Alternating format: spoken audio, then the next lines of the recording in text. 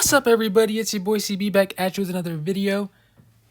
If you're watching this the day it's posted, today is the start of FNCS solos, and I got some tips I think are really important for you all so that you guys know how to give yourself the best chance of placing in these upcoming tournaments. My first tip, which I think is really overlooked, is practice dropping at one specific spot. Make sure you're landing at that specific spot and keep practice dropping until you're perfect at landing at that spot every game. You know exactly when to jump from the bus, when to pull the glider, so that you're always the first person to land at the spot you're trying to get to.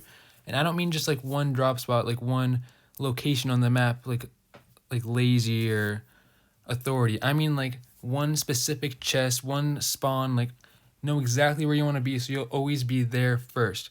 Because if you die like once or twice off spawn from a bad drop, that could easily be the difference between placing in the tournament and not placing if it's somewhat close. So I think it's really important to master the perfect drop.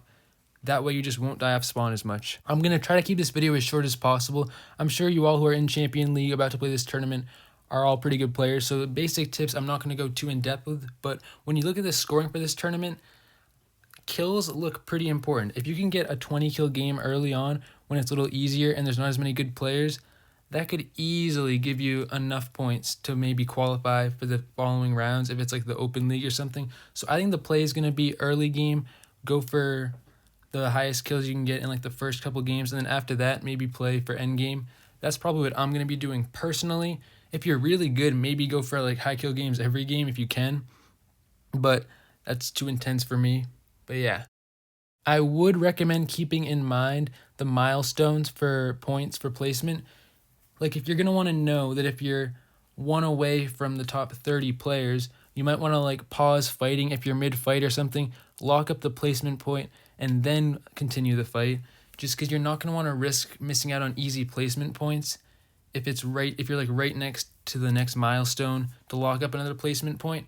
Because placement is definitely going to be really important in these. If you can get consistent placement every game, you'll put yourself in a really good position to do well in the tournament. I hope this video was helpful in some way for you guys. Trying to keep it short.